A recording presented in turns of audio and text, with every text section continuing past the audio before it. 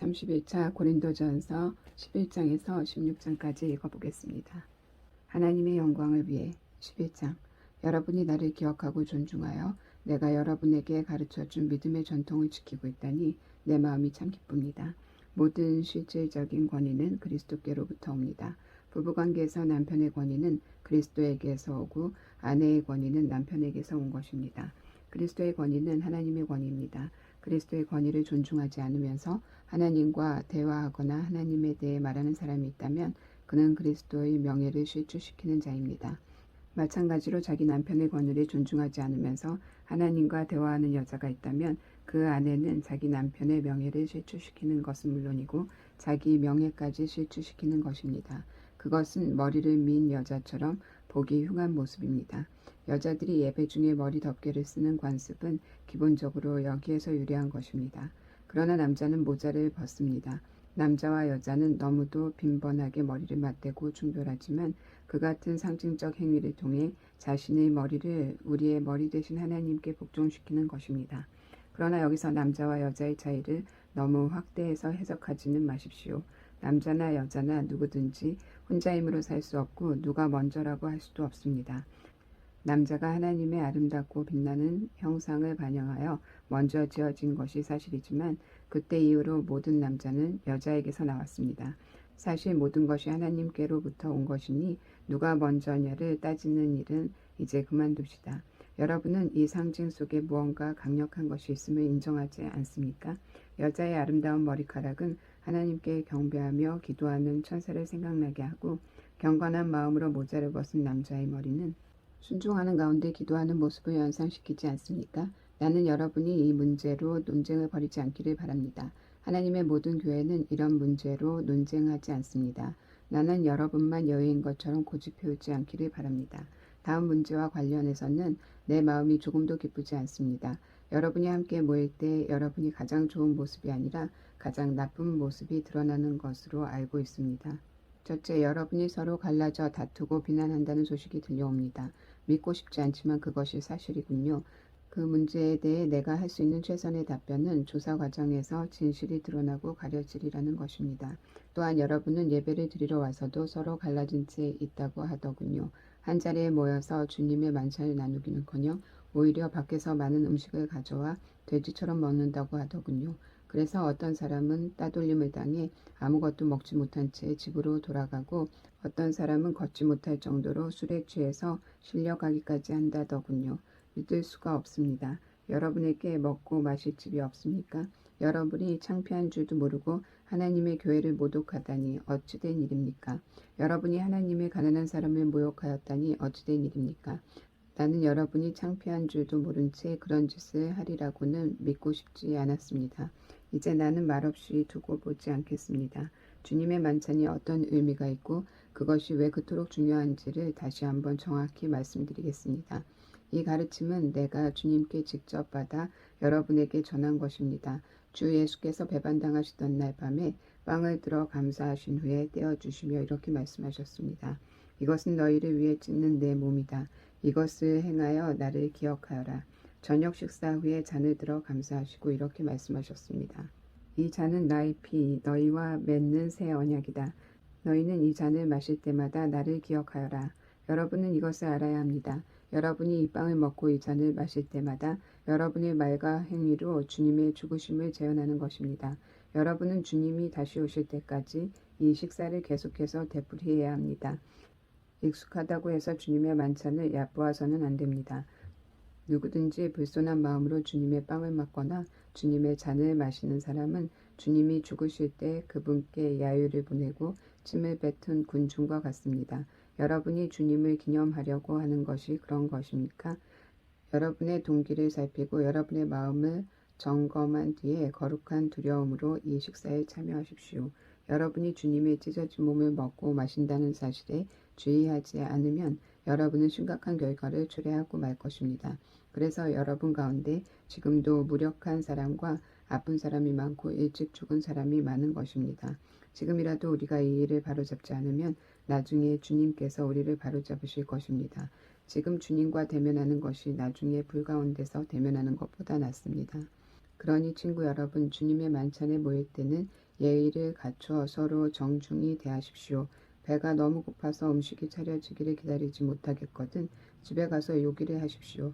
그러나 무슨 일이 있어도 주님의 만찬을 먹고 마시는 술판이나 집안 싸움으로 변질시켜서는 안 됩니다. 여러분이 질문한 다른 문제들은 이 다음에 내가 방문해서 직접 대답하겠습니다. 성령께서 주시는 선물 12장. 이제 나는 하나님의 영이 우리 삶 속에서 활동하시는 다양한 방식에 대해 이야기하려고 합니다. 이것은 복잡하고 종종 오해를 받기도 하는 문제지만 나는 여러분이 반드시 알아두기를 바랍니다. 하나님을 알지 못했던 때에 여러분이 어떠했는지 기억하십니까? 그때 여러분은 가짜 신에게서 또 다른 가짜 신에게로 끌려다녔습니다. 자신이 무엇을 하는지도 모른 채 다른 사람이 하는 대로 그저 따랐을 뿐입니다. 이제부터 내가 말씀드리는 삶은 다릅니다. 하나님께서는 우리가 우리의 지성을 사용해서 할 수 있는 한 제대로 이해하려고 애쓰기를 바라십니다. 예컨대 여러분이 조금만 생각해보면 하나님의 영이 누군가로 하여금 예수는 저주를 받아라 하고 말하게 하지 않는다는 것을 충분히 알 수 있습니다.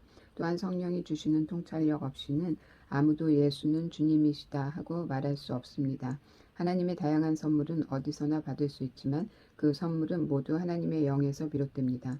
하나님이 맡겨주신 다양한 사역도 어디서나 수행할 수 있지만 그 사역 역시 하나님의 영에서 비롯됩니다.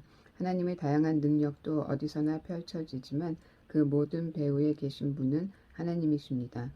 누구나 할 일을 얻어 하나님이 어떤 분이신지 알릴 수 있습니다. 누구나 그 일에 참여할 수 있고 누구나 유익을 얻을 수 있습니다. 성령께서는 온갖 선물을 온갖 부류의 사람들에게 나눠주십니다. 그 다양성이 놀랍습니다. 지혜로운 겉면, 명료한 이해력, 단순한 신뢰, 병자를 고치는 능력, 기적, 선포, 영을 분별하는 능력, 방언 통역. 이 모든 선물의 근원은 같습니다. 한 분이신 하나님의 영이 하나씩 나눠주시는 것들입니다.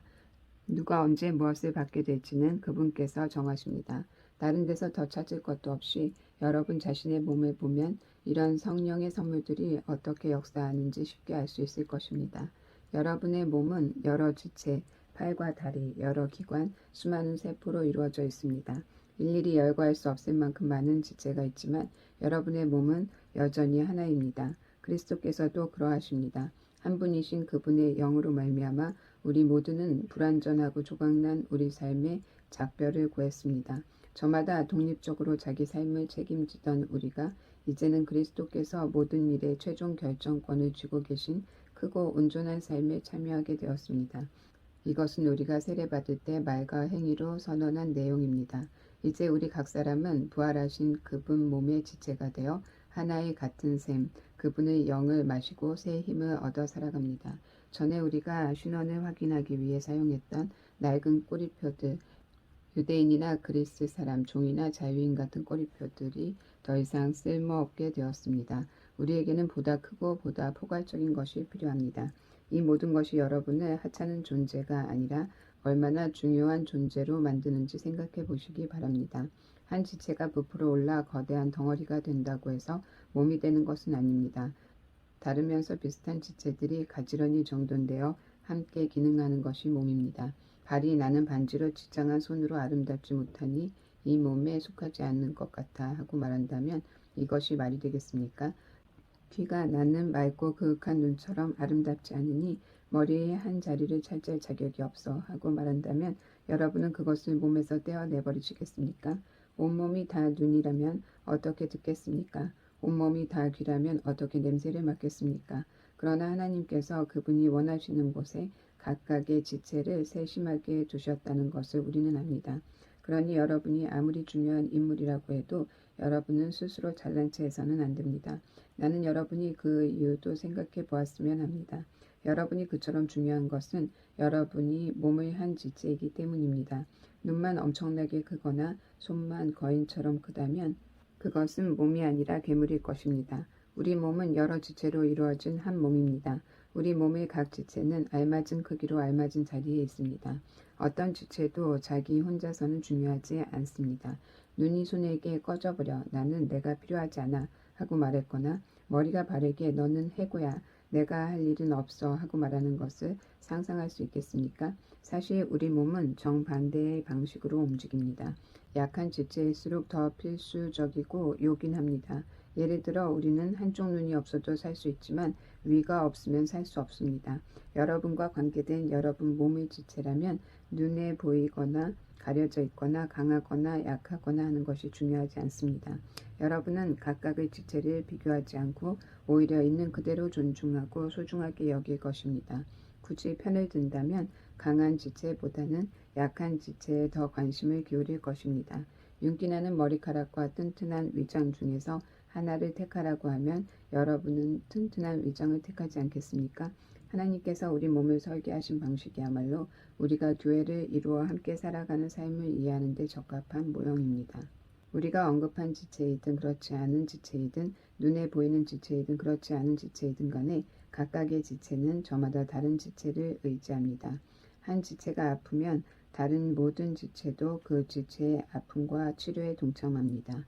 한 지체가 잘 되면 다른 모든 지체도 그 지체의 풍성함을 누립니다. 여러분은 그리스도의 몸입니다. 그것이 여러분의 참 모습입니다. 여러분은 이것을 잊어서는 안 됩니다. 여러분 자신을 그 몸의 지체로 인정할 때에야 비로소 여러분이 지체인 것이 의미가 있습니다. 하나님께서 그분의 몸이신 교회 안에 세우신 여러 지체 가운데 여러분이 잘 아는 지체는 다음과 같습니다. 사도, 예언자, 교사, 기적을 행하는 사람, 병을 고치는 사람, 도와주는 사람, 조직하는 사람, 방언으로 기도하는 사람. 이제 그리스도의 교회가 온전한 하나의 몸이라는 것이 분명하지 않습니까? 한 지체만 비정상적으로 커진 것은 그리스도의 교회가 아닙니다. 사도만 있는 교회, 예언자만 있는 교회, 기적을 행하는 사람만 있는 교회, 병 고치는 사람만 있는 교회, 방언으로 기도하는 사람만 있는 교회, 방언을 통역하는 사람만 있는 교회, 그런 교회는 그리스도의 교회가 아닙니다. 그런데도 여러분 가운데 몇몇 사람은 이른바 중요한 지체가 되겠다고 계속 경쟁하더군요. 그러나 나는 이제 여러분에게 훨씬 나은 길을 제시하려고 합니다. 사랑의 길 13장.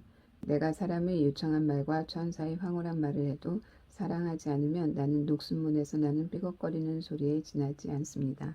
내가 하나님의 말씀을 힘차게 전하고 그분의 모든 비밀을 드러내고 모든 것을 대낮처럼 환히 밝혀도 또 내가 산에서 뛰어 올라라 명하면서 산이 그대로 뛰어오를 만큼 믿음을 지니고 있어도 사랑하지 않으면 나는 아무것도 아닙니다. 내가 가진 모든 재산을 가난한 사람에게 나누어주고 순교자처럼 불살라질 각오를 하더라도 사랑하지 않으면 아무 소용이 없습니다. 내가 무엇을 말하고 무엇을 믿고 무슨 일을 하든지 사랑이 없으면 나는 파산한 사람이나 다름없습니다. 사랑은 절대로 포기하지 않습니다. 사랑은 자기보다 다른 사람에게 더 마음을 씁니다. 사랑은 자기가 갖지 못한 것을 바라지 않습니다. 사랑은 뽐내지 않으며 자만하지 않으며 다른 사람에게 자신을 강요하지 않으며 내가 먼저야 라고 말하지 않으며 화내지 않으며 다른 사람의 죄를 꼬치꼬치 따지지 않으며 다른 사람이 비굴하게 굴 때 즐거워하지 않으며 진리가 꽃피는 것을 보고 기뻐하며 무슨 일이든지 참으며 하나님을 늘 신뢰하며 언제나 최선을 구하며 뒷걸음질하지 않으며 끝까지 견딥니다. 사랑은 절대로 사라지지 않습니다. 제 아무리 영감 넘치는 말도 언젠가는 사라지고 방언으로 기도하는 것도 그칠 것입니다. 이해력도 한계에 이르게 될 것입니다. 진리의 한 부분만 아는 우리가 하나님에 대해 말하는 것은 언제나 불완전합니다. 그러나 완전하신 하나님이 오시면 우리의 불완전한 것들을 없애주실 것입니다. 내가 어머니의 품에 안긴 젖먹이였을 때에는 젖먹이처럼 옹알거리지만 다 자라서는 그러한 어린아이 짓을 영원히 버렸습니다. 우리는 아직 모든 것을 분명하게 보지 못합니다. 우리는 안개 한가운데서 눈을 가늘게 뜨고 그 속을 들여다봅니다. 그러나 머지않아 날이 밝게 개고 태양이 환히 빛날 것입니다. 그때가 되면 우리는 모든 것을 볼 것입니다. 하나님께서 우리를 보시는 것과 같이 모든 것을 또렷하게 보고 하나님께서 우리를 아시는 것과 같이 그분을 직접 알게 될 것입니다. 그러나 그 완전함에 이르기까지 우리는 다음 세 가지를 행함으로 완성을 향해 나아가야 합니다. 하나님을 꾸준히 신뢰하십시오. 흔들림 없이 소망하십시오. 아낌없이 사랑하십시오. 이 세 가지 가운데 으뜸은 사랑입니다. 기도의 언어 14장. 여러분의 생명이 사랑에 달려있다는 듯이 온 힘을 다해 사랑의 삶을 추구하십시오. 하나님께서 여러분에게 주시는 선물을 열심히 구하십시오. 무엇보다도 하나님의 진리를 힘써 선포하십시오. 여러분이 자기만 아는 방언으로 하나님을 찬양하면 하나님은 알아들으시지만 다른 사람은 알아듣지 못합니다. 여러분이 하나님과만 사귐을 갖고 있기 때문입니다. 그러나 여러분이 일상의 언어로 하나님의 진리를 선포하면 여러분은 다른 사람들도 그 진리에 참여하도록 한 것입니다. 그러면 그들도 자라고 튼튼해져서 여러분과 함께 그분의 임재를 경험하게 될 것입니다.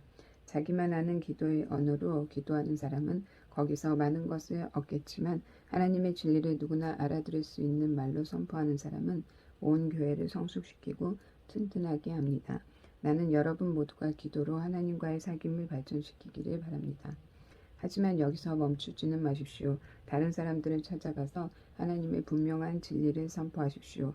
여러분이 말하는 것을 모든 사람의 유익을 위해 통역해 주는 사람이 없다면 비밀한 기도의 언어로 하나님의 임재를 경험하고 구하기보다는 모든 사람이 알아들을 수 있는 언어로 하나님을 아는 지식과 그분의 사랑에 접근할 수 있게 하는 것이 더 중요합니다.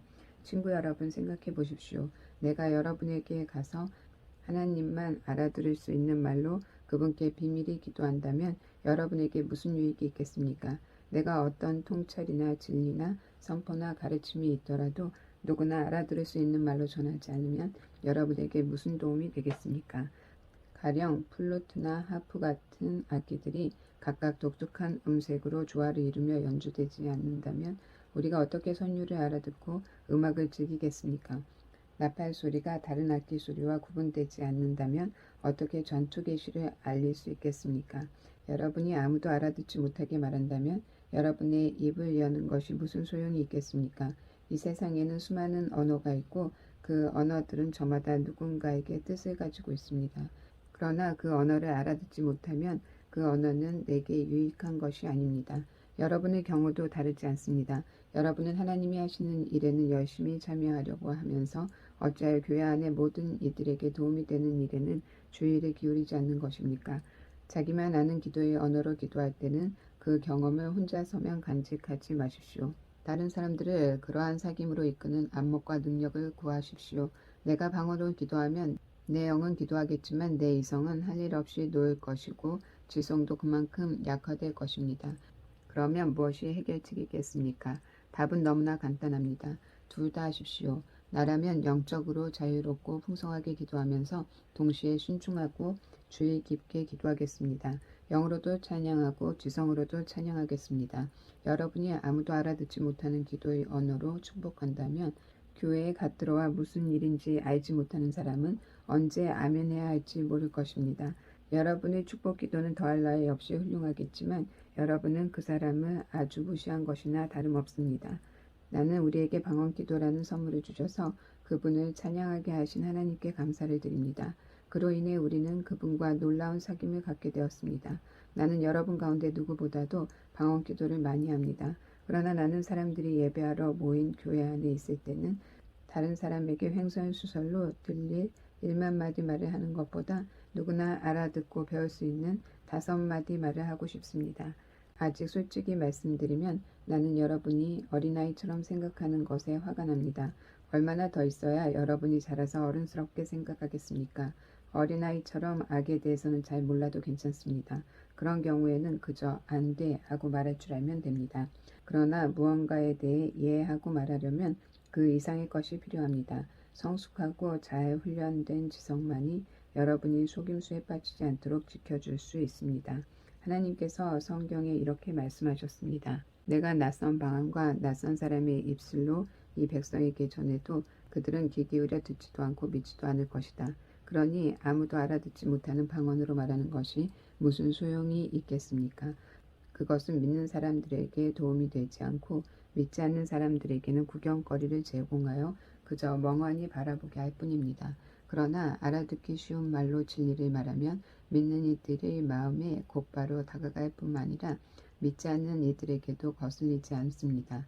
여러분이 교회에 모여 있고 믿지 않는 사람들도 들어와 있는데 때마침 여러분이 알아들을 수 없는 방언으로 기도하고 있다면 그들이 듣다가 여러분이 미쳤다고 생각하고 서둘러 거기서 빠져나가지 않겠습니까? 그러나 믿지 않는 사람들 몇 명이 우연히 교회에 들어왔는데 여러분이 하나님의 진리를 알아듣기 쉽게 명확히 말하고 있다면 그들이 여러분의 말을 듣다가 진리를 접하고 자기 마음을 살피게 될 것입니다.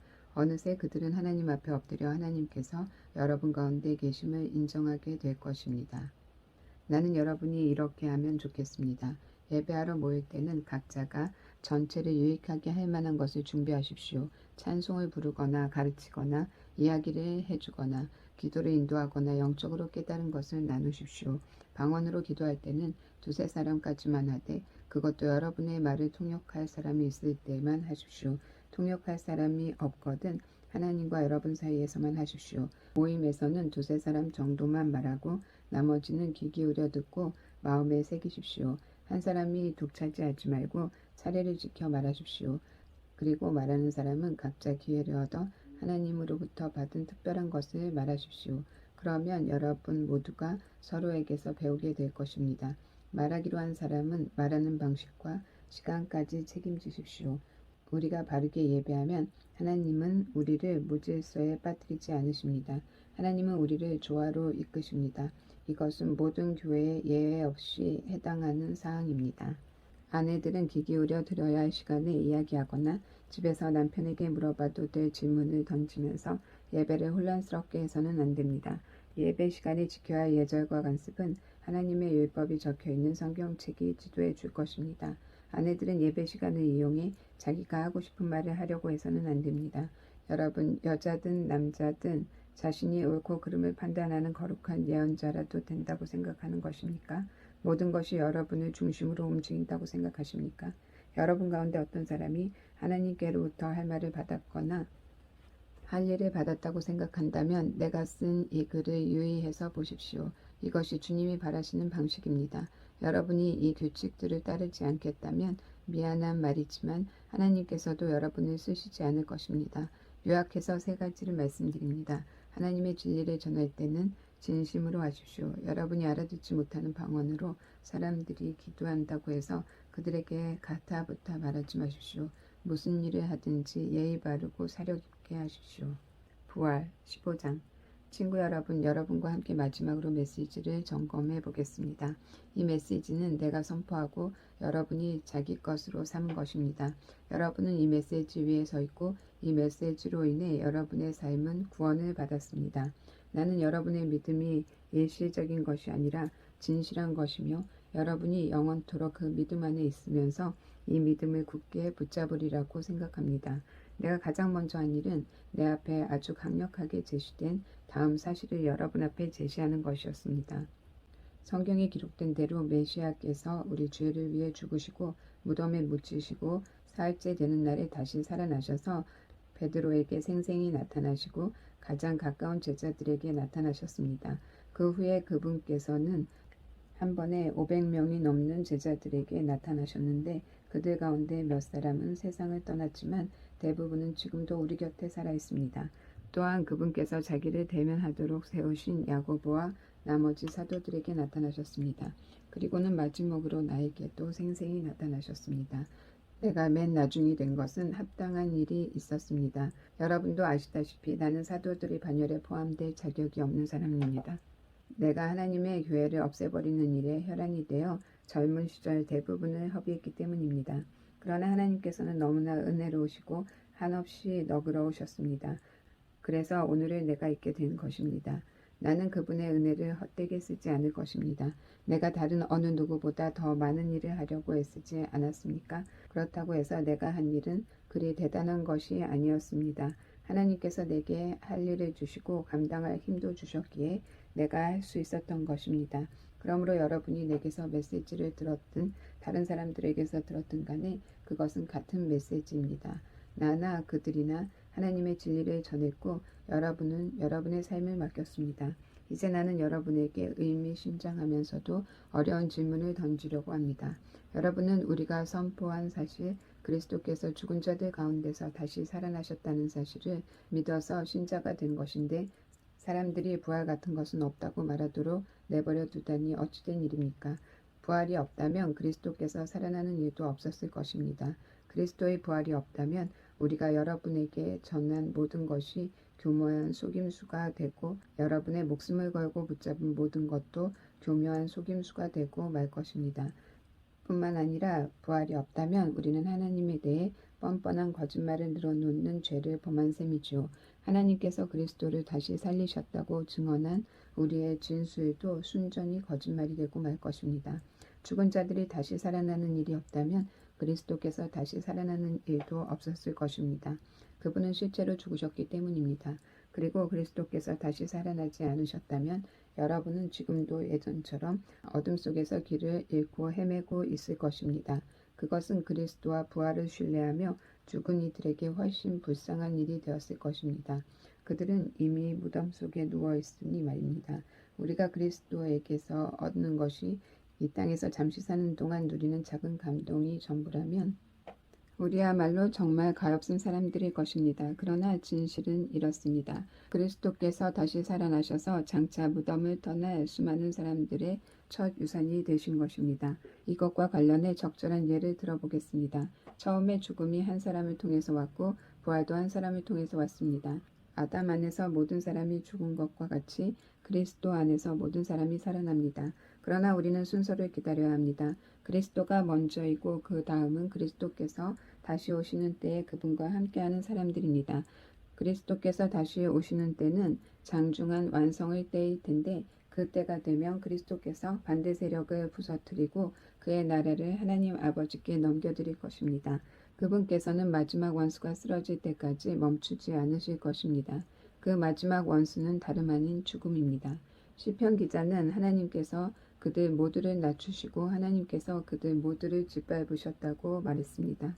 하나님께서 그들 모두를 짓밟으셨다고 말할 때 모든 것을 짓밟으신 분께서 동시에 짓밟힐 수 없다는 것은 자명한 이치입니다. 하나님께서 마침내 만물과 모든 이들을 다스리실 때 그 아들도 모든 이들의 자리로 내려가 그들과 함께 서서 하나님의 통치가 미치지 않는 곳이 없음을 증명해 보이실 것입니다. 완벽한 결말이 아닐 수 없습니다. 사람들이 죽은 자들을 위해 세례를 받는 이유가 무엇이라고 생각합니까? 죽은 자들의 부활이 없고 하나님의 능력이 무덤 입구에서 그치고 만다면 그분께서 무덤을 깨끗이 정리하시고 모든 이들을 끌어올려 일어서게 하실 것을 암시하는 행위를 우리가 무엇 때문에 계속한다는 말입니까? 내가 이토록 위험한 일에 목숨을 거는 이유가 무엇이겠습니까? 나는 살면서 하루도 빠짐없이 죽음과 직면합니다. 여러분은 내가 부활하신 메시아 예수께서 보증해 주신 여러분의 부활과 나의 부활에 대한 확신도 없이 이 일을 하고 있다고 생각합니까? 여러분은 내가 에베소에서 나의 체유가 되지 않기를 바라면서 사나운 짐승들과 싸울 때 그것이 단지 영웅처럼 행동하려고 한 것에 불과하다고 생각합니까? 결코 그렇지 않습니다. 내가 행하고 말하는 것, 내가 사는 방식을 뒷받침하는 것은 부활, 언제나 부활입니다. 부활이 없다면 우리는 내일이면 죽을 테니 먹고 마시자고 할 것입니다. 그리고 그것이 전부일 것입니다. 그러나 속지 마십시오. 부활을 반대하는 잡담에 물들지 마십시오. 나쁜 친구가 좋은 행실을 망칩니다. 똑바로 생각하십시오. 깨어나 거룩한 삶을 사십시오. 더 이상 부활의 사실에 대해 오락가락하지 마십시오. 지금 같은 시대에 하나님을 알지 못하는 것은 여러분이 불의의 사치가 아닙니다. 이러한 일을 오래도록 방치하다니 여러분은 창피하지도 않습니까? 어떤 회의론자는 꼭 이런 질문을 던집니다. 부활이 어떻게 일어나는지 보여주시오. 도표로 보여주고 그림으로 보여주시오. 도대체 부활한 몸은 어떻게 생겼습니까? 자세히 살펴보면 이 질문이 얼마나 어리석은 것인지 알 수 있습니다. 이런 일은 도표로 나타낼 수 없습니다. 우리는 이와 유사한 경험을 정원일에서 찾아볼 수 있습니다. 죽은 것 같은 씨를 심었는데 이내 식물이 무성하게 자랍니다. 눈으로 볼 때 씨앗과 식물은 비슷한 점이 없습니다. 여러분은 토마토 씨를 보고 토마토가 어떻게 생겼는지 헤아릴 수 없습니다. 우리가 흙 속에 심은 것과 거기서 움튼 것은 똑같이 보이지 않습니다. 우리가 땅에 묻는 죽은 몸과 그 몸에서 비롯되는 부활한 몸도 전혀 다른 모습일 것입니다. 몸의 종류도 놀랄 만큼 다양하다는 것에 주목해 보십시오. 씨앗의 종류가 여러 가지이듯 몸의 종류도 여러 가지입니다. 사람의 몸도 있고 동물의 몸도 있고 새의 몸도 있고 물고기의 몸도 있습니다. 저마다 독특한 형태의 몸을 가지고 있습니다. 땅에 있는 다양한 몸뿐만 아니라 하늘에 있는 해와 달과 별들과 같은 다양한 천체들도 그 아름다움과 밝기가 각기 다르고 다양합니다. 그것을 보는 것만으로도 부활의 영광이 얼마나 다양할지를 어렴풋하게나마 알 수 있습니다. 우리는 부활 이전의 시를 보고 있을 따름입니다. 그러니 부활이라는 식물이 어떤 모습일지 누가 상상할 수 있겠습니까? 죽은 것 같은 씨를 심었는데 살아있는 식물을 거둡니다. 이 이미지는 기껏해야 밑그림 정도에 불과하지만 부활한 몸의 비밀에 접근하는 데 도움이 될 것입니다. 다만 다시 살아나면 영원히 살아나 영원히 살게 된다는 것을 마음에 새겨야 합니다. 죽어서 묻힌 몸은 아름답지 않지만 다시 살아난 몸은 영광스럽습니다. 약한 것을 심었는데 강한 것이 싹틉니다. 뿌린 씨는 자연의 것인데 거기서 자란 것은 자연 너머의 것입니다. 씨도 같은 씨이고 몸도 같은 몸이지만 그것이 육체로 죽어 묻힐 때와 영원한 영의 생명으로 다시 살아날 때 그 차이는 실로 엄청납니다. 성경에서 이 순서를 따라가 보겠습니다. 첫 번째 아담은 생명을 얻었고 마지막 아담은 생명을 주는 영이 되었습니다. 육체의 영이 먼저 오고 영적인 생명은 그 다음에 옵니다. 기초는 흙으로부터 단단히 빚어졌지만 최초 완성은 하늘로부터 옵니다. 첫 번째 사람이 흙에서 난 이래로 사람들은 땅에 속한 사람이 되었습니다.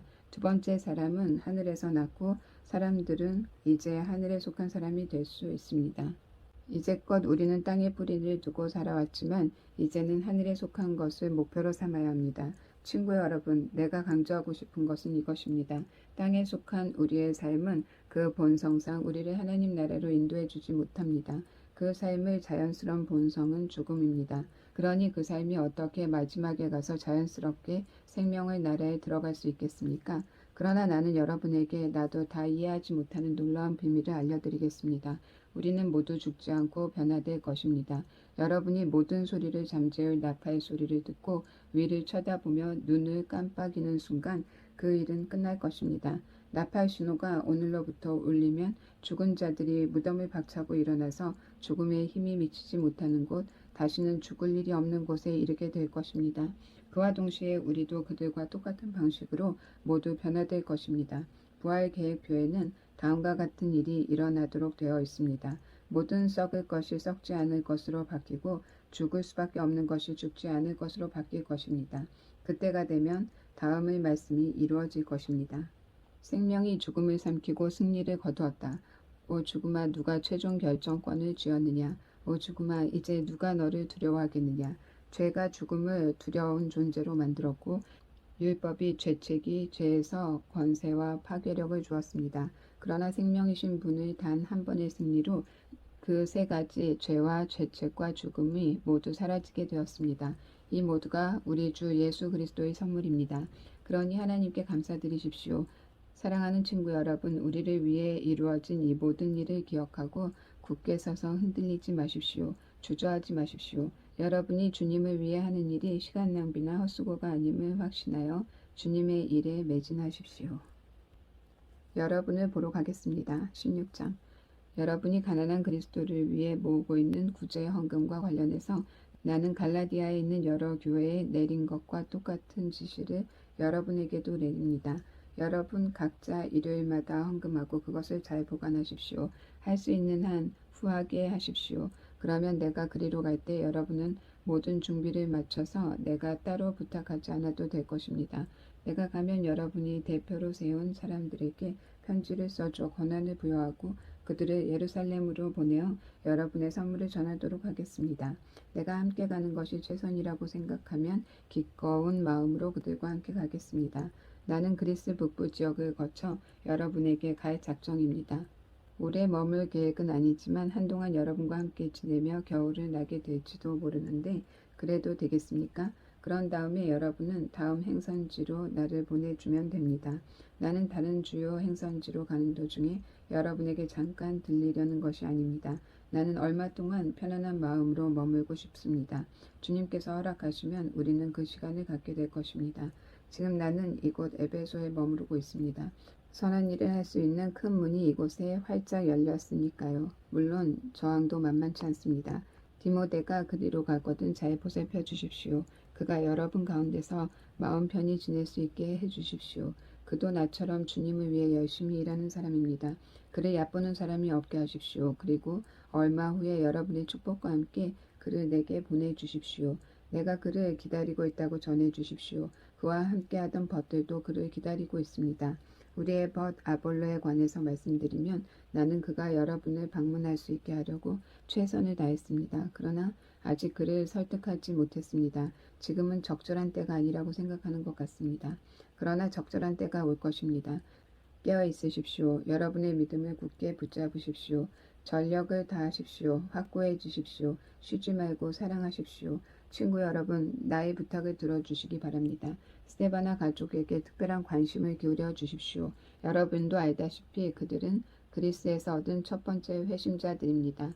회심 이후로 그들은 그리스도인들을 섬기는 일에 헌신해 왔습니다. 나는 여러분이 이런 사람들을 존중하고 존경하기를 바랍니다. 그들은 바람직한 일이 무엇이며 그 일을 어떻게 해야 하는지를 보여주는 동료요 일꾼입니다.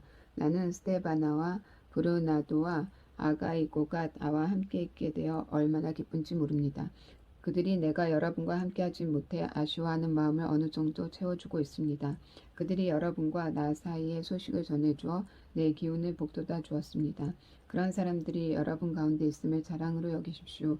이곳 서아시아에 있는 교회들이 여러분에게 안부를 전합니다. 아굴라와 브루스길라 그리고 그들의 집에 모이는 교회가 안부를 전합니다. 이곳에 있는 모든 벗들이 안부를 전합니다. 거룩한 포옹으로 주위에 안부를 전해 주십시오. 나 바울이 친필로 안부를 전합니다. 누구든지 주님을 사랑하지 않는 사람이 있으면 그를 내쫓으십시오. 주님을 위한 자리를 마련해 두십시오. 우리 주 예수께서 여러분에게 두 팔을 활짝 벌리고 계십니다. 나는 메시아이신 예수 안에서 여러분 모두를 사랑합니다.